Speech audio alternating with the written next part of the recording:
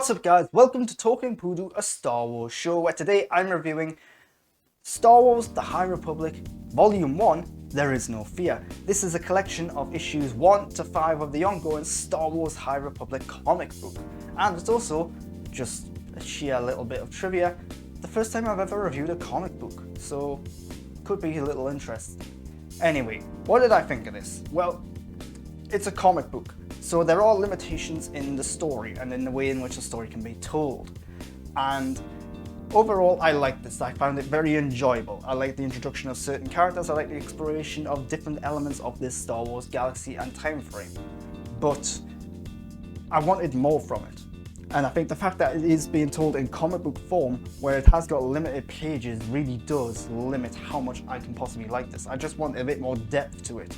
And comic books, because of the limited amount of pages, because they've just got to get to the point, they can't linger on things, they can't dive into the characters a bit more, and that's a little disappointing. But again, that's the problem with comic books and the format, so I'm not going to hold that too much against it. But anyway, what's this about? Well, it's set after the events of Star Wars Light of the Jedi. Well, the first issue is actually set during the events of that, but then it continues from then, very early on after the events of that. And new Padawan here called Keeve Trennis. I say Padawan, the first issue is all about her becoming a Jedi Knight. Her master Skier, who's actually in Light of the Jedi and is mentioned a bunch of times, he's having a hard time. In Light of the Jedi, something happens to him and it's very traumatic, or at least it would be. And he's now trying to deal with that, he's trying to come to terms with that, it seems. And yeah, there are hints at other things going on with him. So each issue here does continue from the other. It is a serialized story, which is a little surprising for me. I was expecting this to be a bit more like, right, here's what this Jedi's doing this week, here's what this other Jedi's doing over here. I was expecting it just to be a bit more like an ensemble cast, but it's not. Keeve Trennis very much is the main character. This is a character who's not in the books so far. I don't even think they've been mentioned, so that's very interesting that this comic book has a sole main character. So each issue has a serialized story, but it feels a bit more like Star Wars Rebels and Star Wars The Clone Wars in that there are serialized elements to it, but it's also kind of standalone in that one is about her doing her trials, another one is where she goes to this planet where there's something else going on in the crops, and then there's another one later on where they're on this ship. So it does feel like each issue is a bit of a standalone adventure with little threads being passed along, which is kind of cool. So if you've read it, or if you've seen any of my other reviews of these High Republic books, you'll know that one of the things that I've been having issues with is the villains. The Nihil started off being a bit more classic bad guys in that they were pirates and smugglers and stuff like that. They didn't feel like a worthy threat. They've since amped that up and now they feel like a very worthy adversary for the Jedi. But then there was this other threat called the Drengir. They were introduced in one of the young adult books and then they've not really been seen much since. They're just kind of there in the background for most of it. This does feature the Drengir, and it has another sort of introduction to them. In the Drengir, they didn't just pop up in one place, they popped up in a bunch of different places. This is one of them. And this is where we get, like, I would say the main crux of the Drengir's threat coming from, in that they are introduced and they are set up as this big, threatening, dangerous villain who's can't easily be beaten. And that's cool. It makes them a worthy adversary to the Jedi. It makes them feel dangerous and violent and aggressive. But at the same time, what's really disappointing is that the Drengir are just so basic. They are just like, oh, I want to eat you. You're meat, let's eat you. That's all they're interested in. There's not much to their character. They're deliberately being treated more like animals rather than intelligent beings, which is a bit disappointing because it does mean that, hey, the stakes here aren't very high. So I mentioned earlier the stuff about Skier. He's got his own arc going through this 5-issue book, and it's very vague and unclear exactly what's bugging him.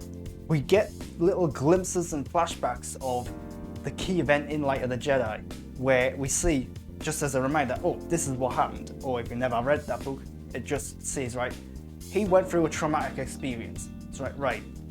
But it doesn't feel like that's what's bothering him. It feels like there's something more. And it's not until much later on that you get the full story of what's going on, and then it's like, right, that wasn't set up very well. Why?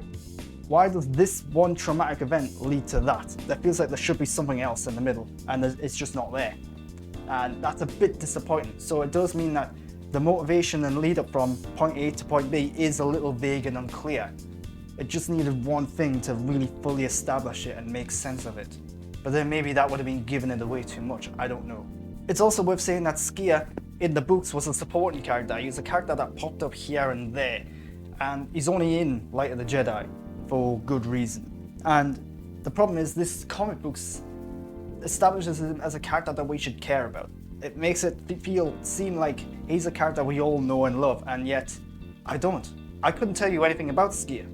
So the events that are happening to him, it's like, right, this is happening to this guy.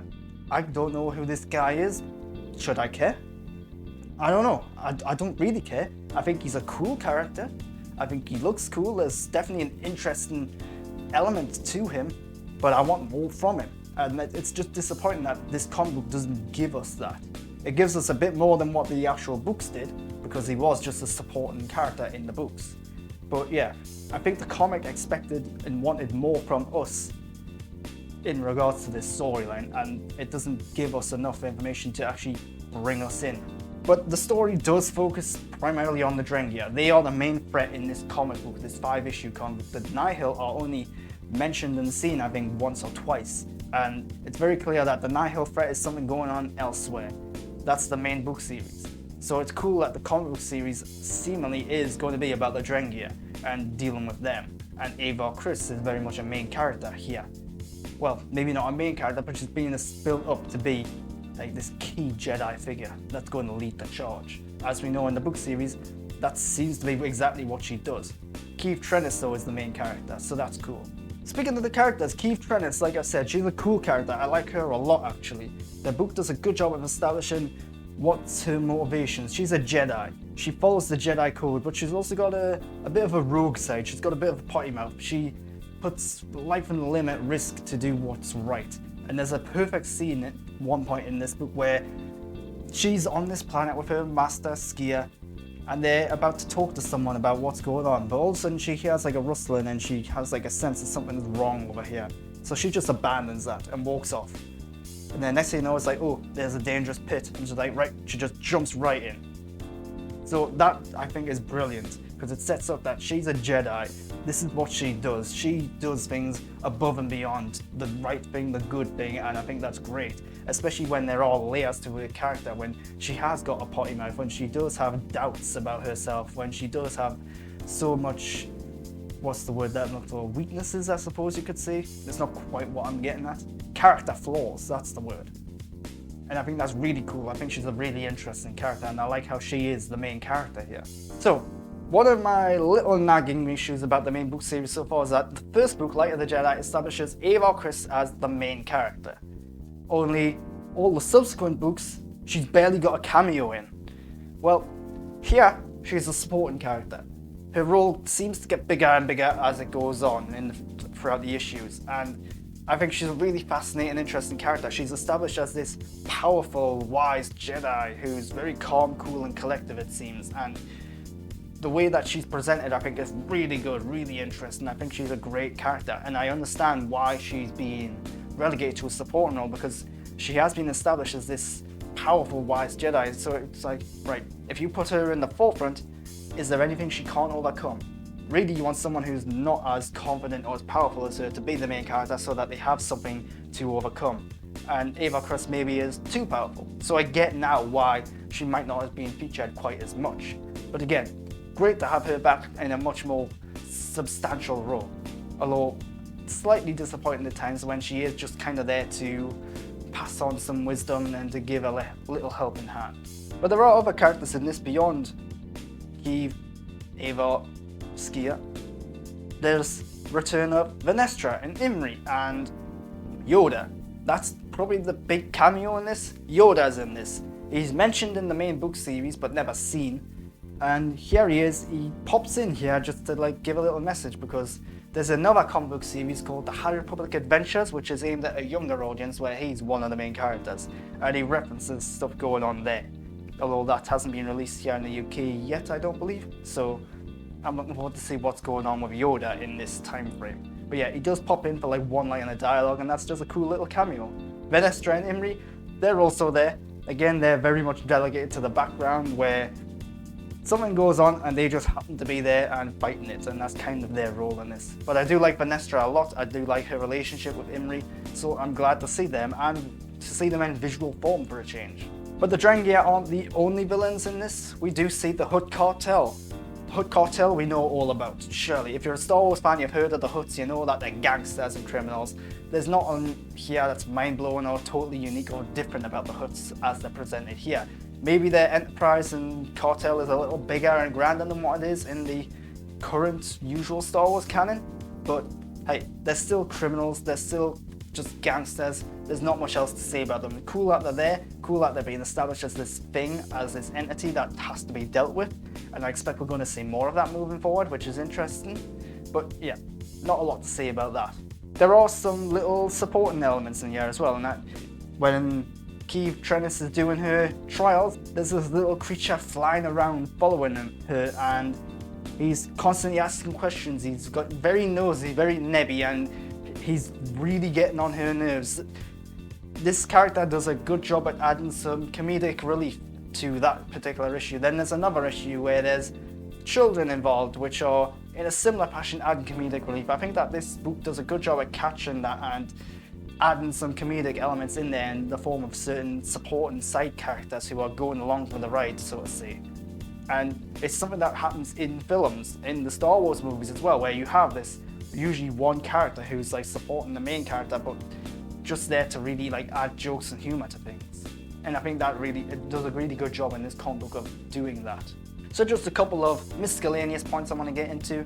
The art design and the look of this comic book is great. It's very colourful, very bright. The depictions of certain characters is consistent. I like the artwork. There's a lot of good stuff to look at. It's very well done. Sometimes with comic books it looks like the backgrounds have been done by one person and then they've just copied and pasted like the character models on top. That's not how it comes across here, which is good. Some of the Star Wars ones in particular have done that.